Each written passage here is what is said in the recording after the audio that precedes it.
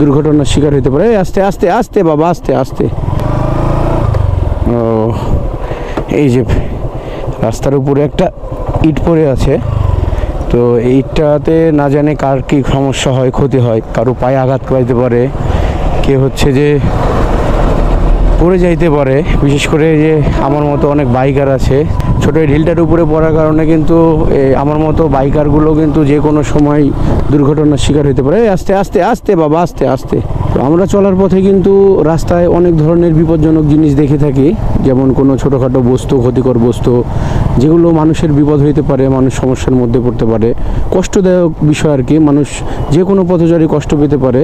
তো নিজ নিজ জায়গা থেকে আমরা সেগুলো হচ্ছে যে প্রতিরোধ করব, হোক সেটা ছোট কিংবা বড়। মানুষ কষ্ট পায় এমন কিছু বস্তু যদি রাস্তায় দেখি, তো সেগুলো সরিয়ে ফেলবো নিজ দায়িত্বে।